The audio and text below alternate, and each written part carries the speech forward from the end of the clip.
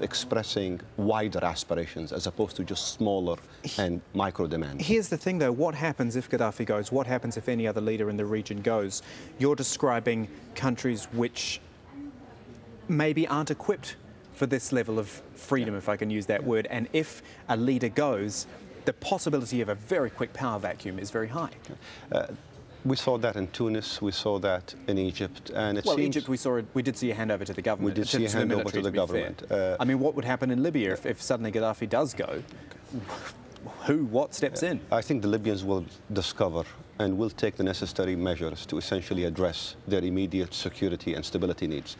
I'll be very frank with you, I'm speaking here partly as a Libyan. I never thought the day would come where Libyans would in fact show this magnitude of civility, of cooperation, of nationalism, a sense of a nation that is rediscovering its consciousness and doing it largely by peaceful means while the dictator is still in power. I think we have to accept that the price for regaining freedom after such prolonged periods of stagnation and repression has to come with some elements of uncertainty, instability. That is part of the catharsis. That's part of the cleansing. That is part of the rediscovery of what needs to come afterwards. I think we need to be patient. Can I be very personal and ask you how old you are?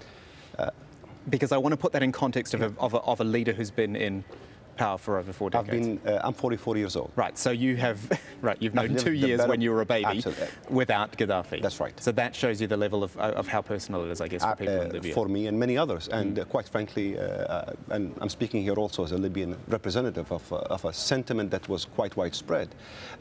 Many of us gave up on the country. Many of us thought that the Libyans were essentially beyond repair and that it would take 2 generations after Gaddafi for the country to rediscover again what it is to be Libyan, how to engage with the outside world, how to live as nationals living within the same country.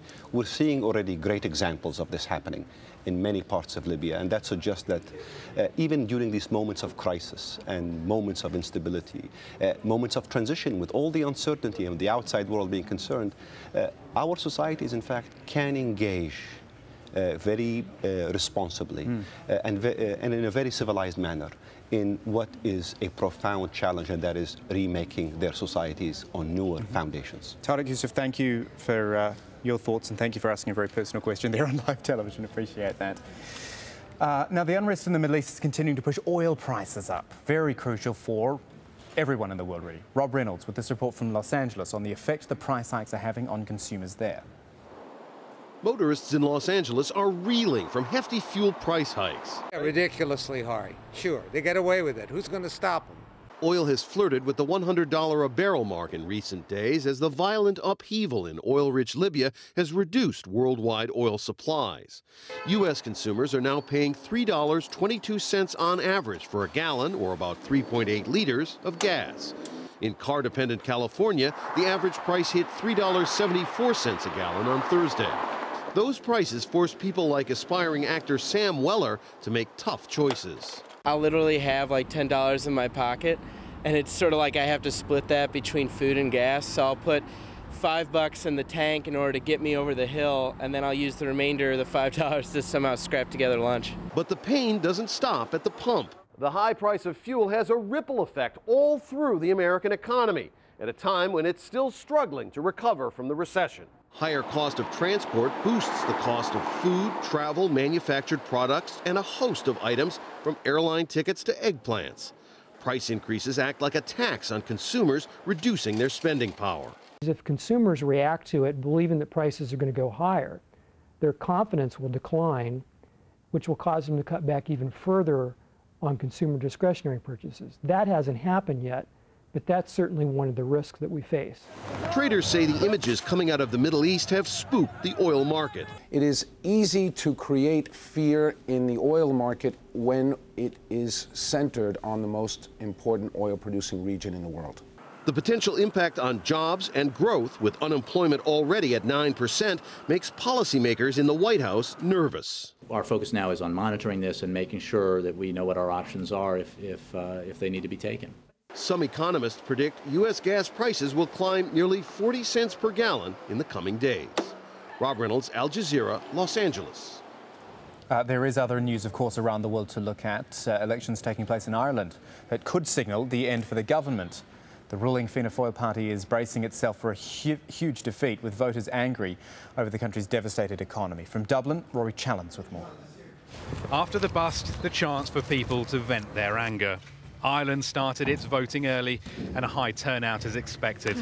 That's a sign the Irish might punish their leaders. I would have voted for the current government not to be in power, and for the specific reasons that they've just made so many bad decisions over the last, well, in my opinion, 5 or 6 years. I actually went independent for my first choice.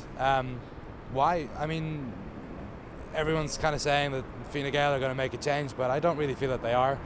It's pretty much the same. The polls are all pointing to an election meltdown for the ruling Fianna Fáil party, so long the dominant force in Irish politics.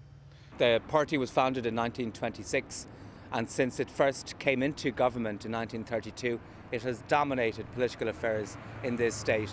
And even when it has been out of government, the least number of seats it has had, it's never fallen below 60 seats. And often it has been above 70, and on a few occasions it has been above 80. So this represents a collapse for Fianna Fáil, and it will take them a generation, a political generation at the very least, before they can repair it.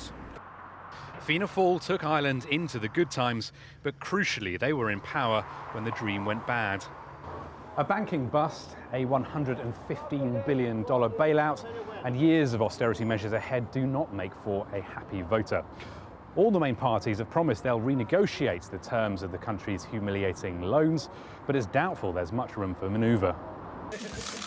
The real masters of Ireland now live over the sea in Europe and New York. Whoever wins this election has a tough job on their hands. Rory Challens, AlJazeera, Dublin. Rescue teams are continuing to scour the rubble for a 5th day after that powerful earthquake in New Zealand. But the threat of aftershocks is hampering the operation. 113 people are known to have died, but some 200 are still missing, with hopes fading of finding any more survivors. The trial of an American CIA contractor accused of killing 2 men in Pakistan has been postponed until March the 3rd. Security was tight at the prison in Lahore, where Raymond Davis is being held and where that hearing took place. If convicted, Davis faces the death penalty, but Washington says he has diplomatic immunity and should therefore be released. Toyota recalling more than 2 million vehicles in the United States, and again it's because of accelerator pedals, which could become trapped on the floor mats. Toyota has now recalled more than 12 million vehicles globally since 2009. It faces dozens of lawsuits from owners, but shares in the car maker gained more than 2% in Friday trading on Tokyo's stock exchange. In the US state of Wisconsin, a law has been passed that waters down the powers of public sector unions. The Wisconsin State Assembly voted to limit the collective bargaining powers of the powerful unions, excuse me, which represent government employees. Wisconsin's Republican governor says the measure will save the state money. Running you through once again the day's events around the Middle East. Libya, first of all, where pro-Gaddafi militia fired on protesters who were calling for him to go in the Libyan capital. Security forces also fighting to win back control of Zawiya, which is just outside Tripoli. Several protesters killed in clashes with security forces during Iraq's Day of Rage. This is because of a lack of food, water, electricity and jobs. Excuse me, Basra's governor has already resigned in response to the protests. This is Egypt, where they've already kicked out their president, of course, but now tens of thousands of Egyptians have rallied again, keeping up the pressure on their military rulers to carry out the reforms they promised. And Friday prayers have again turned into mass protests in Yemen, where pro and anti-government groups held rival rallies. Continuing coverage on AlJazeera right after Listening Post.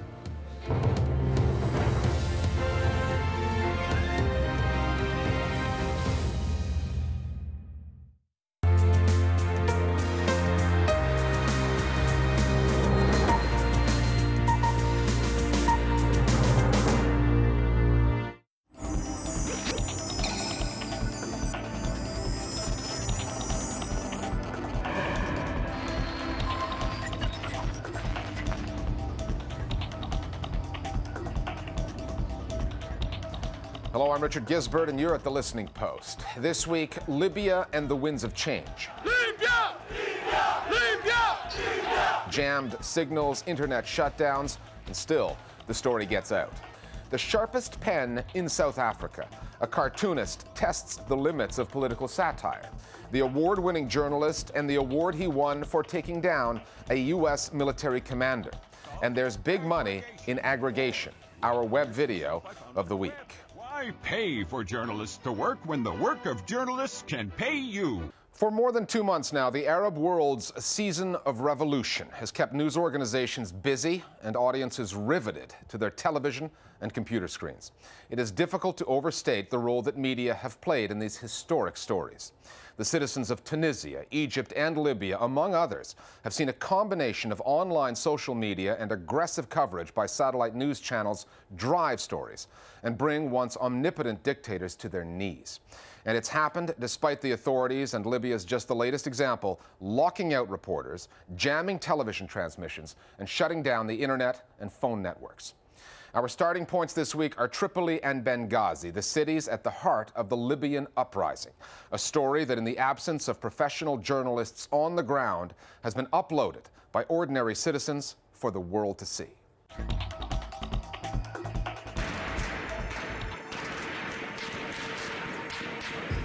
In 1988, a well-known Arab figure and part-time author wrote, "When the instrument of government is a dictatorship, a society has no means to express its position and rectify the situation other than through violence. It has no other option but to rise in revolt."